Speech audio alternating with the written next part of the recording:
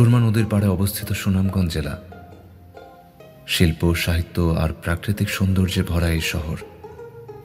সুনামগঞ্জের মাটিতে, জলে, বাতাসে একটা সুন্দর সুর আছে। এখানে গেলে এখনো ধামাইল গানের সুর শুনতে পাওয়া যায়।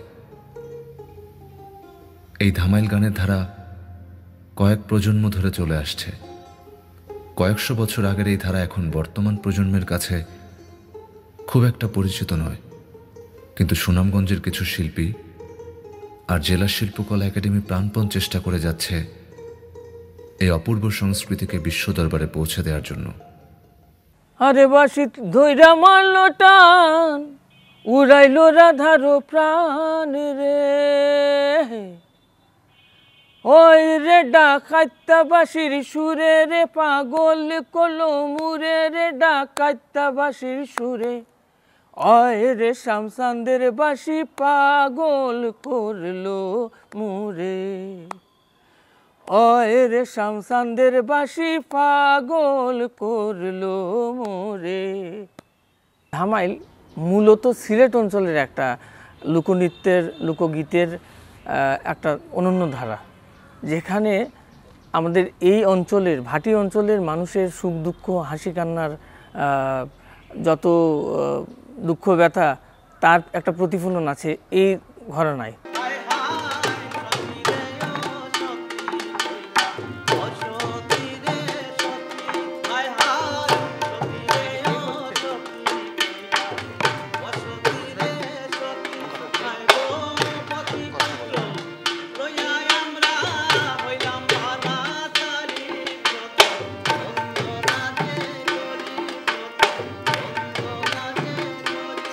আমরা জানি যে নৃত্য বা গীত এটা হচ্ছে গুরুমুখী, কিন্তু ধামাইলটা হচ্ছে পরম্পরায় ভিত্তিক একটা সংস্কৃতি।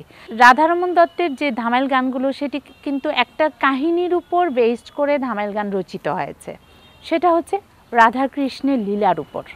সেই লীলার এক একটা পর্ব আছে। যেমন প্রথম বলা হয় যে প্রার্থনা বা বন্দনা, তারপর করা হচ্ছে আসর বন্দনা, তারপর একটা ফরম্যাট হচ্ছে, তারপরে গেল এটা বলে গৌররূপ, তারপর যাচ্ছে শ্যামরূপে, তারপর যাচ্ছে জল ধামাইল, বাঁশি, তারপর হচ্ছে বিচ্ছেদ, হ্যাঁ, খেদ, কৈফিয়ত, হ্যাঁ, তারপর হচ্ছে একদম লাস্ট যে জায়গাটা, একদম সমাপ্তির পর্ব হচ্ছে মিলন।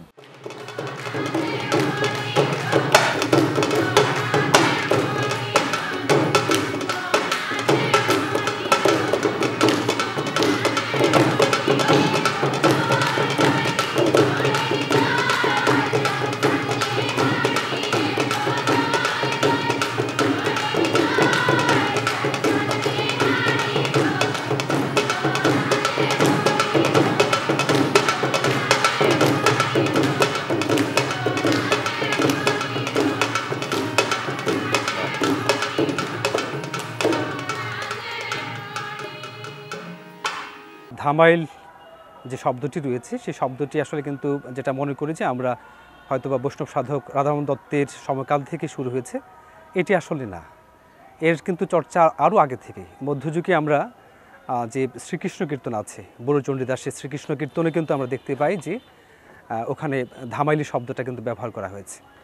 এমনকি পদ্মাবতীর রচয়িতা যে আলাউলের সয়ফুল মুলুক বদিউজ্জামান যে গ্রন্থটি রয়েছে, যেটিও মধ্যযুগের, তো ওখানেও কিন্তু সেই ধামাইলের ব্যবহার আমরা দেখতে পাই। তার মানে এই ধামাইলের যে প্রাচীনত্ব, এটির পৌরাণিকত্ব ধরতে পারি যে বেশ হয়তোবা এই মধ্যযুগেরও আগে সেই চর্যাপদের সমকালীন বা এর এদিক ওদিক হতে পারে। পুরো বাংলাদেশের যে লোকসংস্কৃতির যতগুলো আঙ্গিক রয়েছে, এর মধ্যে একটি স্বতন্ত্র আঙ্গিক, যার স্বতন্ত্রতা বৈশিষ্ট্য রয়েছে, একটা এই বৈশিষ্ট্যের নিরিখে এবং লোকসংস্কৃতির যে ঐশ্বর্যের নিরিখে এটি অনন্য একটি আঙ্গিক হচ্ছে কি ধামাইল। এই অঞ্চলটা পুরোটাই একটা হাওর অঞ্চল, হাওর বেষ্টিত একটা জেলা। পুরো জেলাতেই 6 মাস মানে বর্ষা থাকে, 6 মাস শুকনা থাকে, এমন অবস্থা। তো বর্ষার দিনে লোকের কিছু করার থাকে না, তো নারীরা ঘরে বসে থাকে। তখন ঘরে বসে কিছু করার থাকে না, ঘরের গৃহস্থলী কাজ করার পর তার হাতে অফুরন্ত সময় থাকে, তখন তারা সবাই মিলে কারো বাড়ির উঠানে যেখানে শুকনা থাকে সেখানে বসে গানগুলা করে। ধামাইলগুলো কিন্তু লেখা ছিল না, এই গানগুলো লিখিত বা কোনো পাণ্ডুলিপি ছিল না। এই গানগুলো সংরক্ষণের পুরো কৃতিত্ব কিন্তু আমাদের দেশের পুরো নারীদের, ওনারাই এই গানগুলোকে বাঁচিয়ে রেখেছেন। এটা কিন্তু সিলেট অঞ্চলের সবচেয়ে সুন্দর সংস্কৃতি।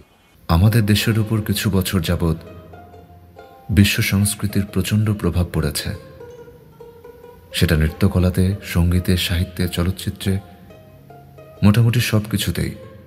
বিচ্ছিন্নভাবে চর্চা হচ্ছে, বিচ্ছিন্নভাবে এক একজন এক একটা ফরম্যাটে এক একটা নোট ফলো করে সেটাকে পরিবেশন করছে। সেটা কিন্তু কাম্য নয়। যেহেতু সংস্কৃতির একটা ঐতিহ্যের জায়গা, সেই ঐতিহ্যের জায়গাকে মূল ঐতিহ্য বজায় রেখেই পরিবেশন আমরা আশা করি।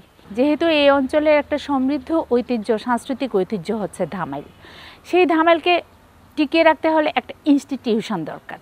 প্রাণ সখী বৃন্দে গো প্রাণনাথ মোর কই রইল গো, ওরে কই রইল, কই রইল, কই রইল গো। আমরা হিন্দু মুসলমানে মিল্লা একটা উৎসব আনন্দে আমরা আনন্দ করি, এটি আমরা খুব ভালো লাগে।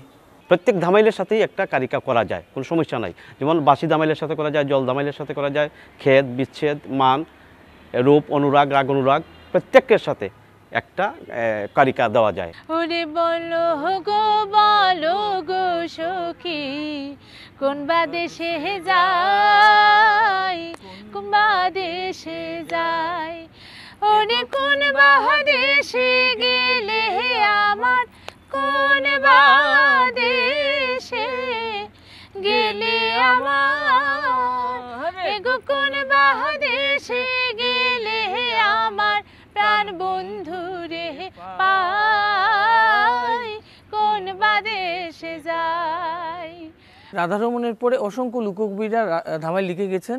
এর মধ্যে আমরা নাম করতে পারি বাউল সম্রাট শাহ আব্দুল করিম, দূরবীন শাহ সহ আরও অন্যান্য লোককবিরা। কারণ ধামাইল কোনো সাম্প্রদায়িক ব্যাপার স্যাপার ওইখানে নাই, বা বর্ণের বা ধর্মের কোনো ব্যাপার ছিল না, এখন সার্বজনীন হয়ে গেছে।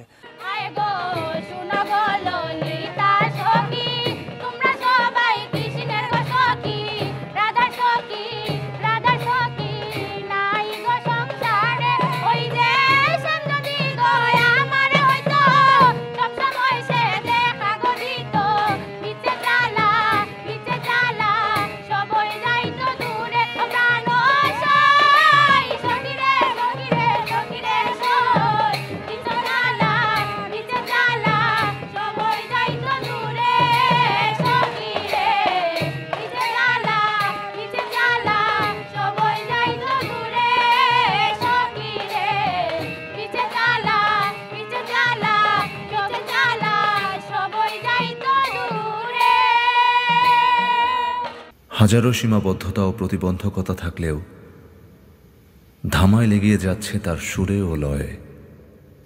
ধামাইল নাচ ও গান যেন শুধু সিলেট অঞ্চলে নয়, পুরো বাংলাদেশের গ্রামে গঞ্জে ছড়িয়ে আছে।